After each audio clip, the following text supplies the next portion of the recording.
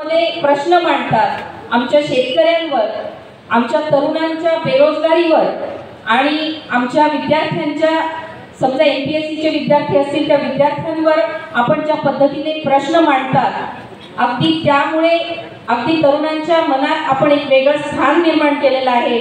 मला असं वाटतं आपण या आपल्या मतदारसंघात दादांचं जोरदार टाळ्यांनी स्वागत करूया. मंचावर उपस्थित सर्व सन्माननीय मान्यवर आणि महाविकास आघाडीचे सर्व पदाधिकारी, कार्यकर्ते आणि या ठिकाणी उपस्थित माझ्या मतदारसंघातील सर्व माता, बंधू, भगिनींनो, बांधवांनो, तुम्हाला सगळ्यांना माहिती आहे की माननीय उद्धव साहेब असतील किंवा माननीय शरदचंद्रजी पवार साहेब असतील, यांचा न्यायासाठी संघर्ष गेल्या 2.5-3 वर्षापासून चालू आहे. मागील 2 वर्षापासून, 2.5 वर्षापासून या महाराष्ट्रामध्ये सत्यासाठी, धर्मासाठी जो काही लढा सुरू आहे, धर्म अधर्म, सत्य असत्य याची जी काही लढाई सुरू आहे ती फार भयानक आहे. लोकशाहीचा खून होतो आहे. आमची न्याय देवता स्तब्ध झालेली आहे. पक्ष चोरलं, चिन्ह चोरलं तरी आम्हाला न्याय मिळाला नाही. अन्याय, अत्याचार, अनीतीचा अतिरेक झालेला आहे आणि तो आता आमच्या सहनशक्तीच्या पलीकडचा झाला आहे.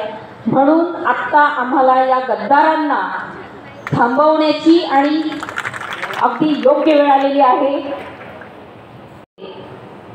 विकासाच्या नावाखाली कशी लूटमार होते, कमिशन असेल, टक्केवारी असेल, याच्या नावाखाली सबंध मतदारसंघ हा भरडला जातोय. गुंडागर्दी असेल, दहशतवाद असेल, त्याच्याने जनता, या दहशतीखाली जनता अगदी भरडली जाते आहे.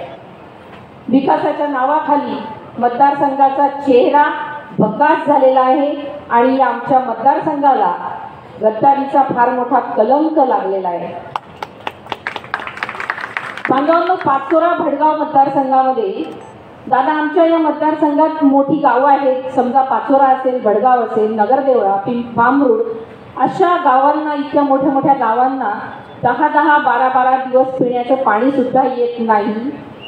पिंपळगाव असेल, नगरदेवळा असेल, कसगाव असेल, अशा गावांना बस थांबे नाहीत. कापूस असेल, सोयाबीन दरवाढीसाठी शेतकरी 2 वर्षापासून आमचा आरोळ्या मारतोय, मागण्या करतोय, परंतु आमच्या शेतकऱ्याची कुठेही दखल घेतली जात नाही. शेतकरी कर्जबाजारी झालाय, तरुण बेरोजगार झालाय आणि त्या बेरोजगारीमुळे तरुण आमचा स्थलांतरित होतो आहे. गाव सोडून दुसरीकडे जाण्याची त्याला वेळ येते. शेतकऱ्यांच्या मुलांचं लग्न होत नाही आणि नैराश्य आल्यामुळे व्यसनाधीन झालेले तरुण आज आमच्या मतदारसंघात फिरत आहेत.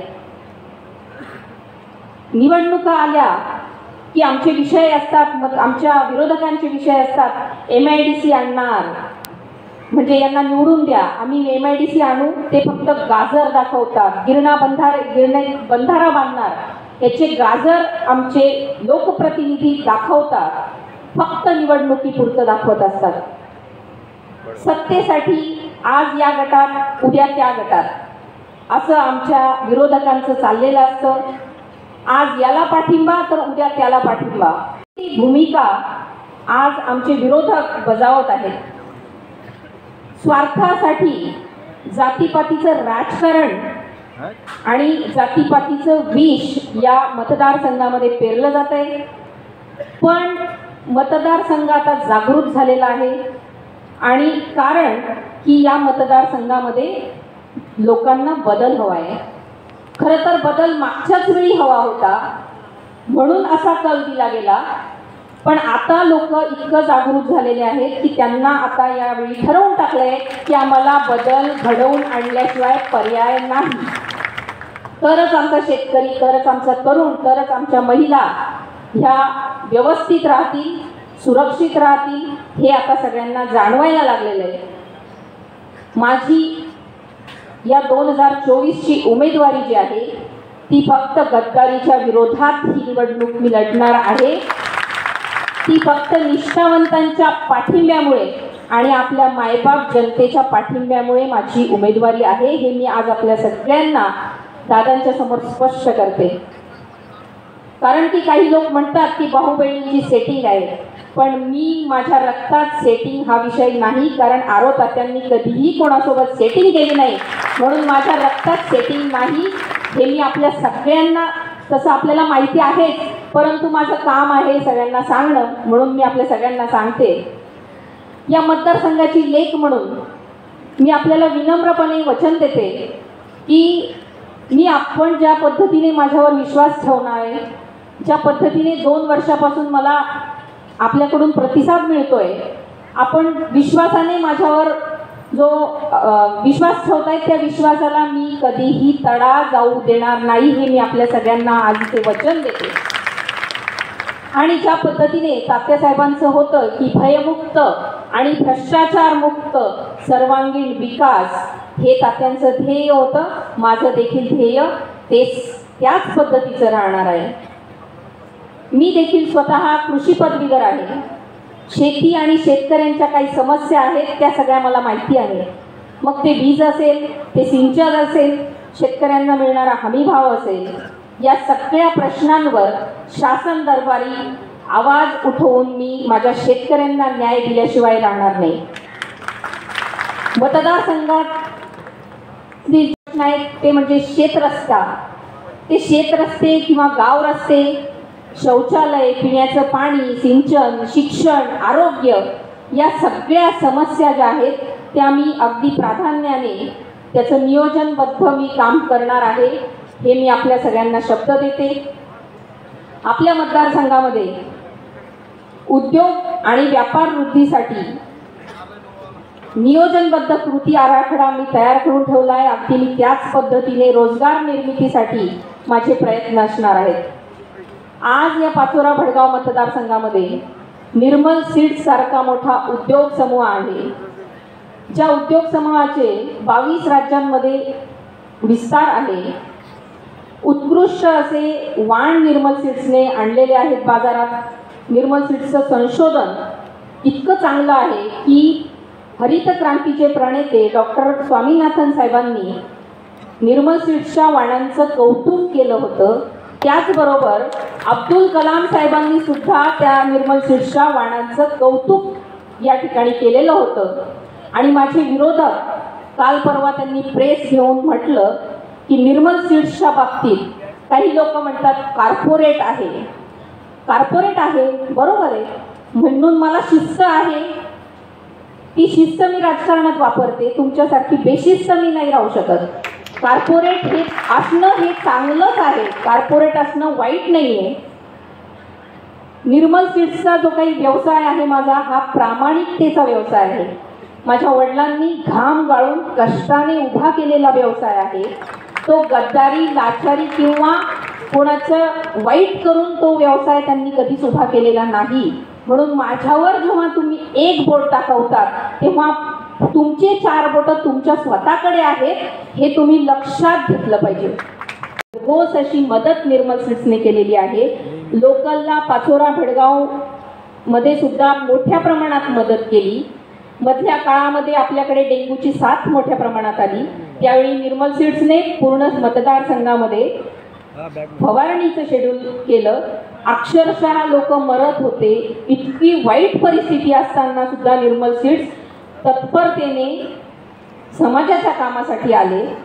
मागील 2-2.5 वर्षापासून जवळजवळ 2,500 ते 3,000 मोतीबिंदूचे मोफत ऑपरेशन केले.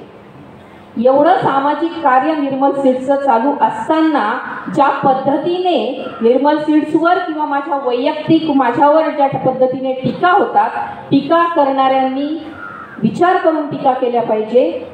मी बोलत नाही, कमी बोलते याचा अर्थ असा होत नाही की आम्हाला बोलता येत नाही, पण मी आपल्याला एक ताकीद देऊन टाकते की यापुढे बोलताना, आरोप करताना विचार करून आरोप करा, नाहीतर मी जर बोलायला लागली तर तुम्हाला पळता भुई सपाट होणार आहे.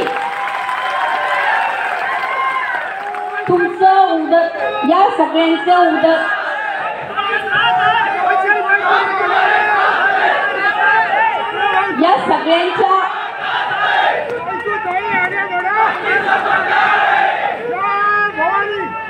सगळ्यांच्या उदरनिर्वाहाचे साधन मला तुम्ही सांगा, कोणाचं उदरनिर्वाहाचं साधन आहे मला सांगा. फक्त व्यवसाय आहे, बाकी सगळ्यांचं राजकारणातून त्यांचा हा बिझनेस आहे हे तुम्हाला सगळ्यांना माहिती आहे.